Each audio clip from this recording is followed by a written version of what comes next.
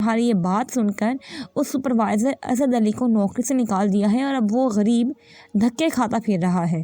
وہ تمہاری کوٹھی پر بھی آیا تھا لیکن تم نے اسے جھڑک کر بھگا دیا۔ عمران نے کہا، اوہ تو وہ اسد علی تمہارے پاس پہنچا ہے۔ وہ واقعی آیا تھا، لیکن ظاہر ہے یہ سیٹ اسلم کا اپنا معاملہ ہے، میں اس بارے میں کیا کہہ سکتا ہوں؟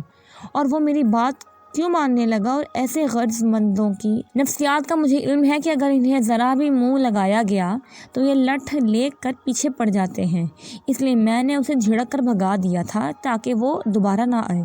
سپر فیاض نے جواب دیتے ہوئے کہا، لیکن تمہارے ان ہتھ کنڈوں نے اسد علی کو تو بے روزگار کر دیا ہے، تمہیں اس کے بارے میں تو سوچنا چاہیے تھا۔ عمران نے کہا، میں نے کسی کے بارے میں سوچنے کا ٹھیکہ تو نہیں لے رکھا، اسے کہیں نہ کہیں نوکری مل ہی جائے گی۔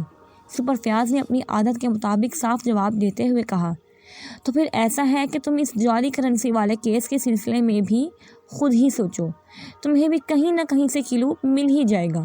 عمران نے کہا، ارے تم ناراض ہو گئے؟ اور سنو، میری بات سنو، اچھا وعدہ کہ میں اس کے لیے کچھ کروں گا۔ سپر فیاض نے اسے مناتے ہوئے کہا تو عمران مسکرا دیا۔ تم فائل لے کر ہوٹل عالیشان آ جاؤ، میں یہاں موجود ہوں، یہی ڈسکس کر لیں گے، عمران نے کہا، اور پھر دوسری طرف سے فیاض کی بات سنے بغیر ہی اس نے فون آف کر دیا کیونکہ اسے معلوم تھا کہ اب فیاض دوڑا آئے گا۔ اسد علی صاحب، آپ اپنے گھر کا پتہ مجھے بتا دیں، میں انشاءاللہ جلد ہی آپ کے لیے معقول روزگار کا بندوبست کر کے آپ کو اطلاع کر دوں گا۔ سیٹ اسلم نے صاف انکار کر دیا ہے، اس لیے اب کہیں اور کوشش کرنا پڑے گی۔ عمران نے کہا، جی آپ کی بڑی مہربانی، میرا گھر یہاں سے قریب ہی ہے، اسد علی نے کہا، اور ساتھ ہی اس نے اپنے گھر کا پتہ تفصیل سے بتا دیا۔ آپ نے سیٹ اسلم کے پاس طویل عرصے تک نوکری کی ہے، کیا واقعی سیٹ اسلم کی کسی مجرمانہ کارروائی میں شریک ہے یا رہا ہے؟ لیکن جو کچھ سچ ہے وہ بتائیں۔ عمران نے کہا، جی میں نے تو آج تک اس کے بارے میں کچھ نہیں سنا، البتہ اتنی بات ضرور ہے کہ سیٹ اسلم پہلے اتنا بڑا سیٹ نہیں تھا جتنا وہ گزشتہ 5 سالوں میں ہو گیا ہے۔ جب میں نے اس کے پاس نوکری کی تھی تو اس کی کھلونوں کی چھوٹی سی دکان تھی جو طویل عرصے تک اسی طرح رہی، لیکن گزشتہ 5 سالوں میں یکلخت تبدیلی آئی اور پھر بڑھتی ہی چلی گئی۔ یہ چھوٹی سی دکان بڑی سپر شاپ میں تبدیل ہو گئی اور بڑے شہروں میں بھی بڑی بڑی دکانیں کھل گئیں، گودام بن گئے، اور اسلم صاحب بھی بڑے سیٹ صاحب بن گئے۔ اب معلوم نہیں کہ ایسا کاروبار بڑھ جانے کی وجہ سے ہوا یا کسی اور وجہ سے ہوا، بہرحال میں نے ان کے متعلق کبھی یہ نہیں سنا کہ وہ کسی غلط کام میں ملوث ہیں۔ اسد علی نے جواب دیتے ہوئے کہا، ٹھیک ہے، آپ بے فکر رہیں، آپ کی پریشانی کا جلد ہی حل مل جائے گا، یہ میری ذمہ داری رہی، البتہ اگر آپ کو فوری طور پر رقم کی ضرورت ہو تو مجھے بلا تکلف بتا دیں، اس کا بھی انتظام ہو جائے گا۔ عمران نے کہا، نہیں جناب، سیٹ اسلم نے نوکری سے فارغ کرتے ہوئے خاصی رقم بطور امداد دے دی تھی، اس لیے رقم کی ضرورت نہیں ہے، البتہ روزگار کی پریشانی ضرور ہے۔ اسد علی نے جواب دیتے ہوئے کہا، وہ پریشانی انشاءاللہ جلد ہی دور ہو جائے گی۔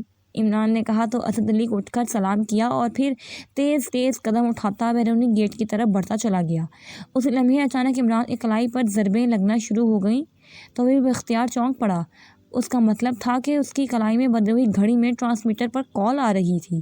وہ اٹھا اور تیز تیز قدم اٹھاتا باتھ روم کی طرف بڑھ گیا۔ باتھ روم میں داخل ہو کر اس نے گھڑی کا ونڈ بٹن مخصوص انداز میں کھینچا اور گھڑی کو کان سے لگا لیا۔ Hello tiger calling over, tiger کی ہلکی سی آواز سنائی دی۔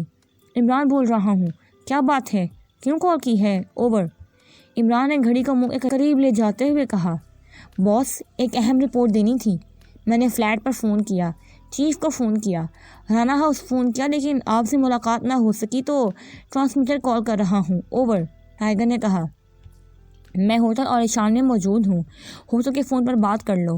اوور اینڈ آل، عمران نے کہا اور ونڈ بٹن پریس کر کے وہ باتھ روم کا دروازہ کھول کر باہر آ گیا۔ اسی لمحے اس نے مین گیٹ سے سپر فیاض کو اندر داخل ہوتے ہوئے دیکھا۔ فیاض ہال میں داخل ہو کر ادھر ادھر دیکھ رہا تھا اور پھر جیسے ہی اس کی نظریں عمران پر پڑیں جو باتھ روم سے نکل رہا تھا، وہ تیزی سے چلتا ہوا اس کی طرف بڑھا۔ اس نے ہاتھ میں بریف کیس پکڑا ہوا تھا، لیکن عمران اس طرح اپنی میز کی طرف بڑھتا چلا جا رہا تھا جیسے اس نے سپر فیاض کو دیکھا ہی نہ ہو۔ یہ تم نے آج ہوٹل میں ڈیرے کیوں ڈال لیے ہیں؟ سپر فیاض نے قریب آ کر مسکراتے ہوئے کہا۔ اوہ سپر فیاض، تم آؤ خوش آمدید، میں بھی بڑی دیر سے دعا مانگ رہا تھا کہ یا اللہ ایسا کوئی آدمی بھجوا دے جو کھانے کا بل بھی ادا کرے اور واپسی کا خرچہ بھی دے دے۔ شکر ہے اللہ نے مجھ جیسے گناہ گار کی دعا اتنی جلدی قبول کر لی۔ عمران نے باقاعدہ اس طرح خوش ہوتے ہوئے کہا جیسے واقعی وہ یہی دعا مانگ رہا تھا اور اس دعا کے پورا ہو جانے پر خوش ہو رہا ہو۔ کھانا بھی کھلا دوں گا اور واپسی کا خرچہ بھی مل جائے گا، لیکن پہلے میرا مسئلہ حل کرو، فیاض نے کہا اور بریف کیس کھول کر اس میں سے ایک فائل نکالی اور عمران کے سامنے رکھ دی۔ کھانے کے وقت میں تو ابھی کچھ دیر ہے، لیکن واپسی کا کرایہ تو تم ابھی دے سکتے ہو، عمران نے کہا۔ مرو نہیں، وہ بھی مل جائے گا، فیاض نے غصیلے لہجے میں کہا، لیکن تمہارے بریف کیس میں تو یہ فائل ہی ہے اور کچھ نہیں، جبکہ میں خواہ یہ سوچ کر خوش ہو رہا تھا کہ بریف کیس بڑے بڑے نوٹوں سے بھرا ہوا ہوگا، مگر اب تم واپسی کا خرچہ کیسے دو گے؟ عمران نے منہ بناتے ہوئے کہا، یہاں سے تمہارے فلیٹ تک ٹیکسی 50 روپے لے لے گی اور 50 روپے میری جیب میں آ سکتے ہیں، فیاض نے کہا تو عمران نے اس طرح آنکھیں پھاڑی جیسے فیاض نے کوئی انہونی بات کر دی ہو۔ 50 روپے واپسی کا کرایہ؟ یہ کیسے ممکن ہے؟ میں نے تو سنا ہے کہ آج کل کفن دفن پر ہی بہت کم خرچ ہوتی ہے، قبر کی زمین بھی خریدنی پڑتی ہے، گورکن بھی بڑا معاوضہ لیتے ہیں، پھر کلخانی، چہلم اور برسی پر بھی دیگیں پکوانی پڑتی ہیں، ظاہر ہے ان پر بھی بہت کم خرچ آئے گی، اور تم کہہ رہے ہو کہ 50 روپے میں واپسی کا خرچہ پورا ہو جائے گا؟ یہ کیسے ممکن ہے؟ عمران نے کہا تو فیاض بھی اختیار ہنس پڑا۔ تو تمہاری واپسی دوسرے جہاں کی واپسی ہے کیا؟ فیاض نے کہا، ظاہر ہے ہر انسان فانی ہے، واپسی تو بہرحال ہونی ہی ہے، آج نہیں تو کل، اور عقل مند کہتے ہیں کہ آدمی کو کل کا سامان آج ہی کر لینا چاہیے، عمران نے جواب دیا، ساتھ ساتھ وہ فائل کھول کر اس کے صفحات پر بھی سرسری طور پر نگاہ ڈالتا جا رہا تھا۔ یہ سارے کام واپس جانے والا نہیں کر سکتا، پیچھے رہ جانے والے کرتے ہیں، اس لیے تمہیں فکر کرنے کی ضرورت نہیں ہے، یہ کام میں کر لوں گا، فیاض نے کہا تو عمران نے چونک کر اس کی طرف دیکھا۔ خود ہی تو کہہ رہے ہو کہ جانے والا یہ سارے کام نہیں کر سکتا اور اب خود ہی کہہ رہے ہو کہ تم یہ کام کر لو گے، عمران نے حیرت بھرے لہجے میں کہا تو فیاض بھی اختیار چونک پڑا۔ کیا مطلب؟ تم میری بات کر رہے ہو یا اپنی؟ فیاض نے غصیلے لہجے میں کہا، تم مجھ سے عمر میں بڑے ہو اور عقل میں بھی، اب تم خود ہی سوچ لو کہ پہلے کون واپس جائے گا، عمران نے مسکراتے ہوئے کہا۔ بکواس مت کرو، فائل دیکھو، فیاض نے غراتے ہوئے کہا۔ یہ بکواس نہیں ہے سپر فیاض، حقیقت ہے، عمران نے کہا۔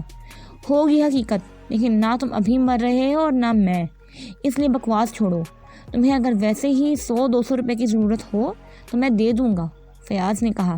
واہ، تم واقعی ہاتھ انتائی لگتے ہو، کیا سخاوت ہے، ماشاءاللہ ماشاءاللہ، عمران نے کہا تو فیاض بھی اختیار جھیم کر رہ گیا۔ عمران نے فائل بند کی اور اسے اٹھا کر فیاض کے سامنے رکھ دیا۔ کیا ہوا؟ تم نے فائل کیوں بند کر دی؟ فیاض نے حیران ہو کر کہا۔ تو اور کیا کروں، بھوک کی وجہ سے مجھے لفظ ہی نظر نہیں آ رہے، عمران نے منہ بناتے ہوئے کہا تو فیاض نے ویٹر کو اشارہ کیا اور اس کے آنے پر اس نے کھانے کا آرڈر دے دیا۔ تم جیسی نیت کا بھوکا میں نے اور کوئی نہیں دیکھا، نہ تمہارا پیٹ بھرتا ہے اور نہ نیت، فیاض نے غصیلے لہجے میں کہا۔ بزرگ کہتے ہیں اول طعام بعد کلام، عمران نے کہا اور فیاض بھی اختیار ہونٹ بھینس لیے۔ تھوڑی دیر بعد ویٹر نے میز پر کھانا لگا دیا اور عمران اور فیاض دونوں کھانا کھانے میں مصروف ہو گئے۔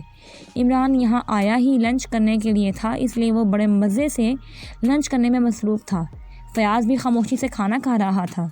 کھانا کھانے کے بعد عمران نے چائے منگوا لی۔ اب تو کھانا کھا لیا ہے، اب بولو اس کیس کے سلسلے میں مزید کیا ہونا چاہیے، فیاض نے کہا۔ اس فائل میں 8 صفحات ہیں، اگر ڈیڈی انہیں ناکافی سمجھتے ہیں تو 10-12 صفحات اور ٹائپ کر کے شامل کر دو، مسئلہ حل، عمران نے چائے کی چسکی لیتے ہوئے کہا۔ پھر وہی بکواس، سنجیدگی سے بات کرو، میں بےحد پریشان ہوں، فیاض نے جھلائے ہوئے لہجے میں کہا۔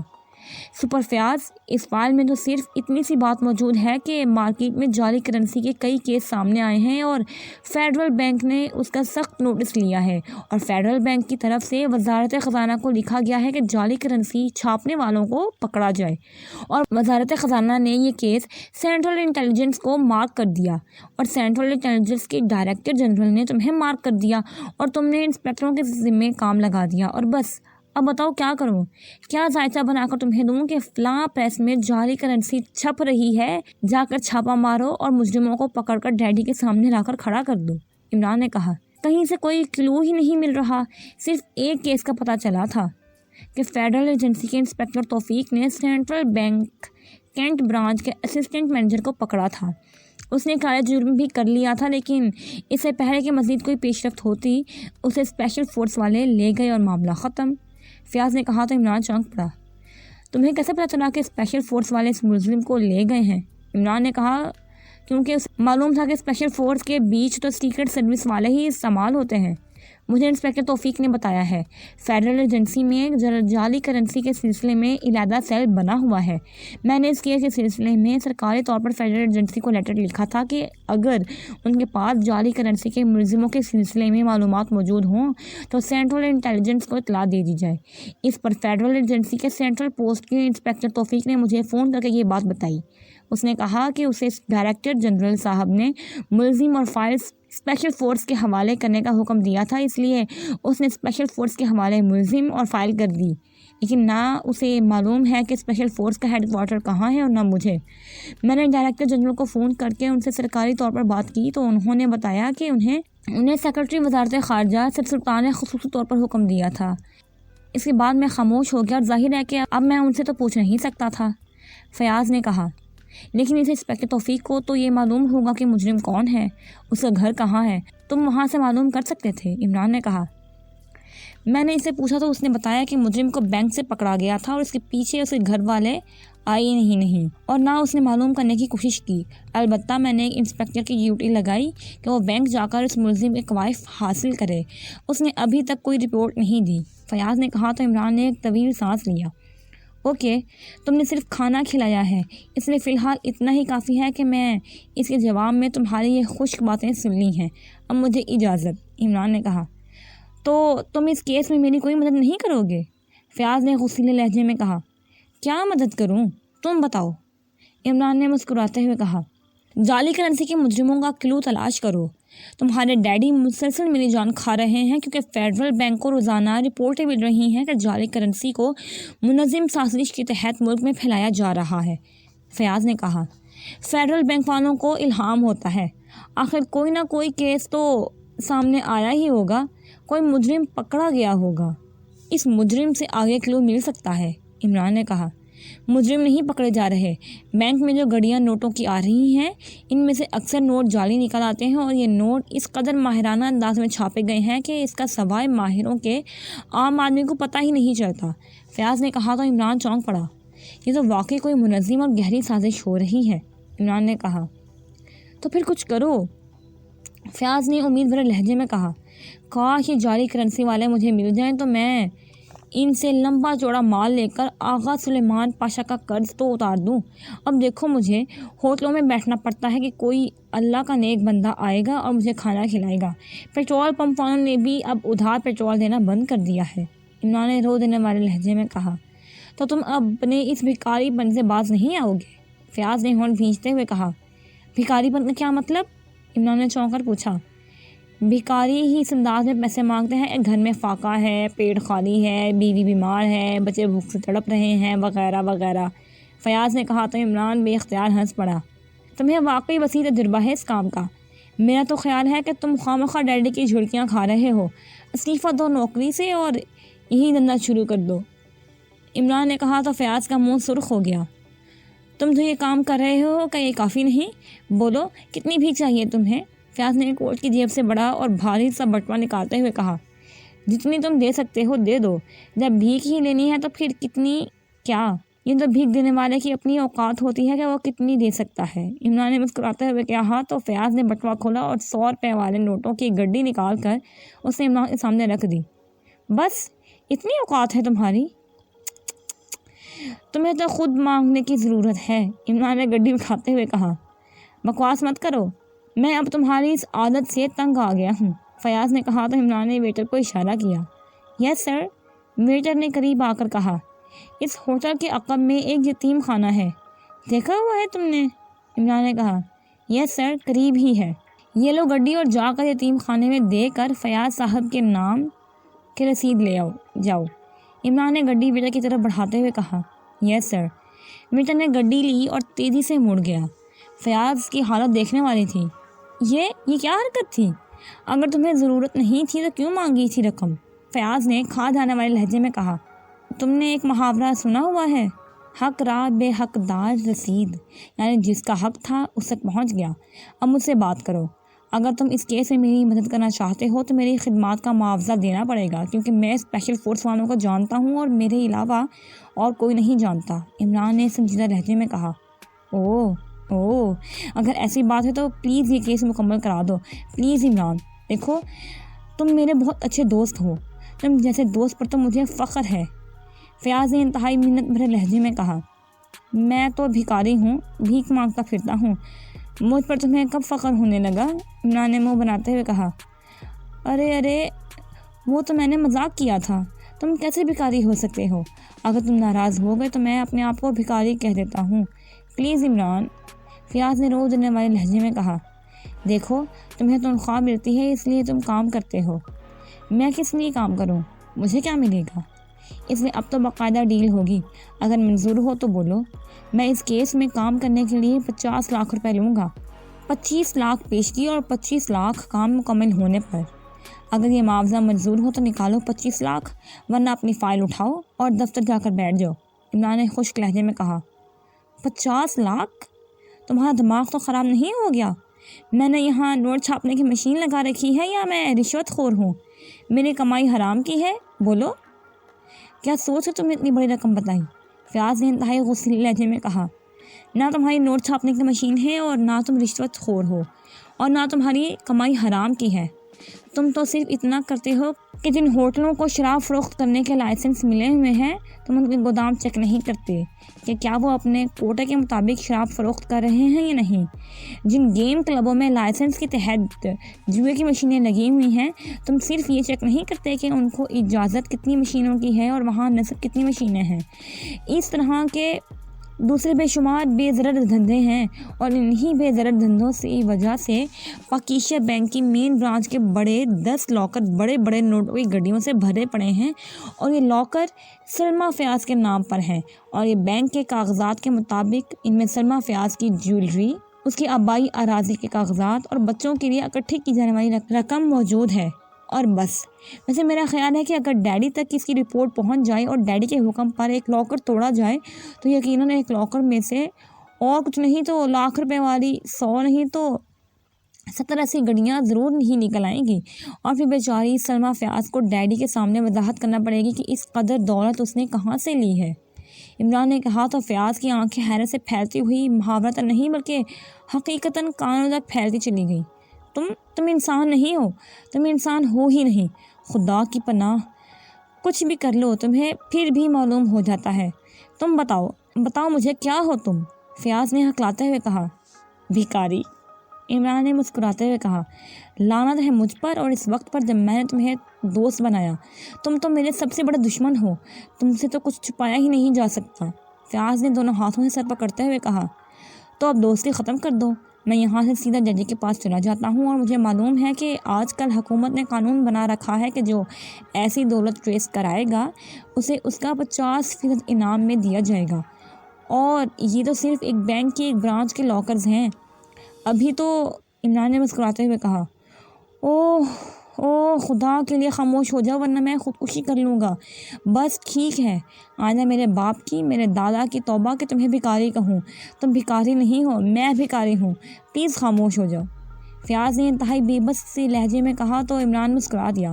تو پھر بتاؤ، جعلی کرنسی والے کیس میں میری خدمات کا معاوضہ دیتے ہو یا میں جاؤں؟ اور تم جانو اور تمہارا کام، عمران نے کہا۔ ٹھیک ہے مجھے منظور ہے، لے لینا، تم اپنا معاوضہ لے لینا، لیکن سنو آئندہ دوستی کا دعویٰ نہ کرنا، فیاض نے یکلخت آنکھیں نکالتے ہوئے کہا۔ نہیں کروں گا، نکالو 25 لاکھ، عمران نے مسکراتے ہوئے کہا۔ اب میرے بٹوے میں تو 25 لاکھ نہیں پڑے، دے دوں گا، فیاض نے رو دینے والے لہجے میں کہا۔